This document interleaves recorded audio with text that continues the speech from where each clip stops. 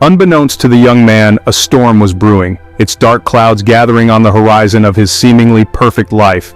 He was away on a business trip, eager to share his knowledge and experience with colleagues overseas, when the news reached him. His mother, his rock, his inspiration, had suffered a stroke. He rushed back to Nigeria, his heart pounding with a dread he couldn't ignore. He arrived at his childhood home, the compound eerily silent, a stark contrast to the usual cacophony of children's laughter and the comforting aroma of his mother's cooking. His heart shattered as he learned of her passing. She was gone, the woman who had sacrificed so much, who had loved him unconditionally, had breathed her last breath while he was away.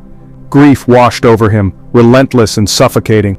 He buried his mother with full honors, his tears a testament to the depth of his love and the pain of his loss. He poured his grief into ensuring she had a befitting burial, a celebration of her life and legacy. Yet through the haze of sorrow, a part of him remained blissfully unaware of the sinister plot that had been set in motion while he was away.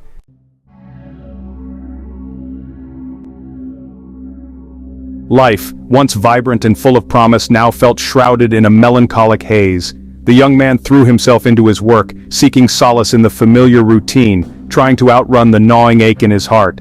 He found comfort in his wife's love, her unwavering support a balm to his wounded soul. They were blessed with two beautiful children, their laughter a reminder of life's simple joys. It was during this time, a time of vulnerability and healing, that tragedy struck, sharp and merciless like the bite of a venomous serpent. His youngest son, his pride and joy, was kidnapped. The news struck him like a physical blow, leaving him reeling in shock and disbelief. He received a chilling phone call, the kidnapper's voice cold and devoid of empathy, demanding a ransom of $14 million for his son's safe return. Terror gripped his heart, a cold fist squeezing the air from his lungs. He would move heaven and earth to get his son back. But little did he know, this was just the beginning of a nightmare far more sinister than he could have ever imagined.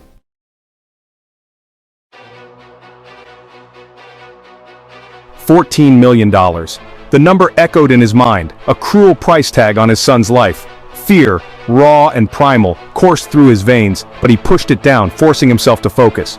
His son's life depended on his next move. He had worked too hard, overcome too much to let evil snatch away his precious son. The police were informed, their presence a small comfort in the storm that had engulfed his life. He cooperated fully, clinging to their reassurances as a drowning man clings to a lifeline. Yet, a part of him sensed that this was no ordinary kidnapping. The audacity of the crime, the exorbitant ransom demand, whispered of something more, something darker, lurking beneath the surface. The days that followed were an agonizing blur of hushed phone calls, tense negotiations, and sleepless nights. The weight of each second pressed down on him, heavy with the fear of the unknown. He liquidated assets, emptied accounts, gathering the ransom money with a desperate urgency. 14 million pieces of hope, each one representing a prayer for his son's safe return.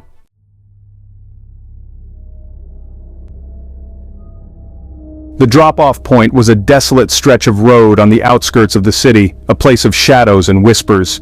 He went alone, his heart a lead weight in his chest, the bag containing the ransom money a heavy burden in his trembling hands. He prayed, bargained, begged with every fiber of his being for his son's safe return.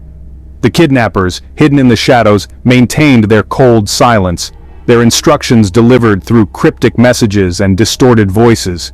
He followed their every instruction, his every thought consumed by the image of his son's face, his bright smile, the echo of his laughter.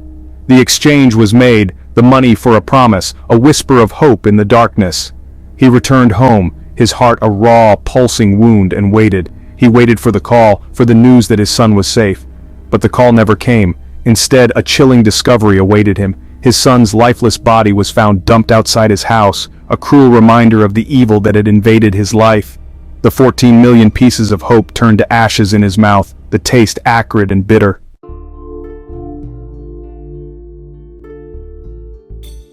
Grief, sharp and consuming, threatened to drown him. The world around him faded to a muted gray, the sounds of life mere whispers in the deafening silence of his sorrow. His wife, her own grief a palpable presence, clung to him, their shared pain a fragile bond in the face of unimaginable loss. The police investigation intensified, their determination fueled by the heinous nature of the crime. They pursued every lead, every whisper, their efforts relentless in their pursuit of justice. And then, a glimmer of hope emerged from the darkness.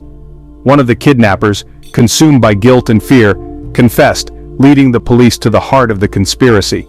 The truth, when it unfolded, was more shocking, more devastating than anything he could have imagined. His own brothers, driven by envy and greed, had orchestrated the entire kidnapping. They had plotted to extort him, to claim his wealth as their own, their hearts hardened by years of resentment and bitterness. The revelation struck him like a physical blow, leaving him reeling in disbelief and disgust.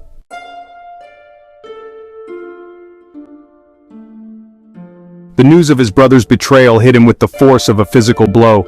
It was as if the very foundation of his world had crumbled, leaving him teetering on the precipice of despair. The men he had considered family, his own flesh and blood, had orchestrated the most heinous act imaginable, driven by a greed so profound it defied comprehension. The evidence against them was overwhelming, the web of deceit they had woven unraveling with each passing day. The police investigation, aided by the remorseful accomplice's confession, exposed the depth of their treachery. They had hired seasoned criminals to carry out the kidnapping, their every move motivated by a cold, calculating greed that chilled him to the bone. His world, once defined by hard work, success, and the comforting embrace of family, now felt like a cruel illusion. The betrayal cut deep, severing the bonds of brotherhood, leaving behind a gaping wound that throbbed with pain and disillusionment. How could he, who had always strived to see the good in others, reconcile himself to this chilling reality?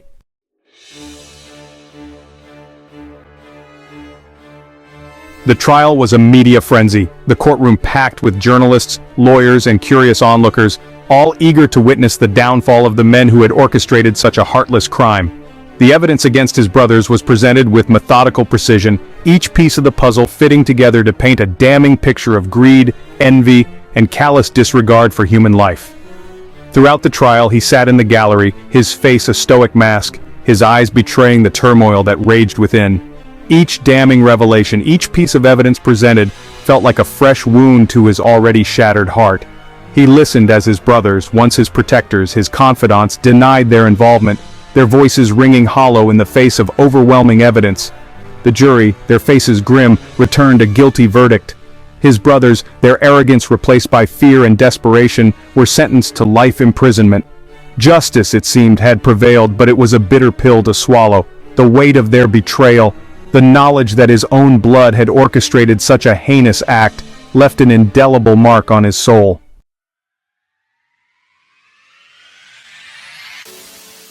Life, in the aftermath of the trial, was a tapestry woven with threads of grief, anger, and a profound sense of loss.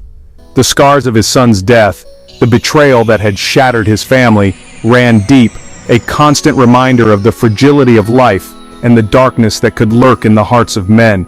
He found solace in his faith, in the love of his wife and surviving child, their resilience a beacon of hope in the darkness. He channeled his grief, his anger, into honoring his son's memory, establishing a foundation in his name to support underprivileged children and combat the very forces of greed and envy that had led to his son's untimely demise. He emerged from the crucible of tragedy, not unscathed, but unbroken. His spirit, forged in the fires of adversity, shone with a quiet strength, a testament to the indomitable human spirit's ability to endure, to heal, and to find meaning even in the face of unimaginable loss. His story, a Nigerian tale of resilience, serves as a beacon of hope, a reminder that even in the darkest of times, the human spirit can triumph.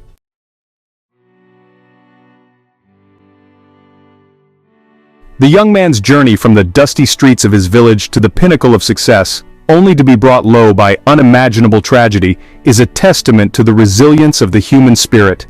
He faced each challenge with unwavering determination, his heart never hardened by the betrayals and hardships he endured. He rose from the ashes of loss and betrayal, his spirit unbroken, his resolve strengthened by the knowledge that his son's legacy would live on. The arrest and conviction of his brothers brought a measure of closure, but it could not erase the pain, the void left by his son's absence.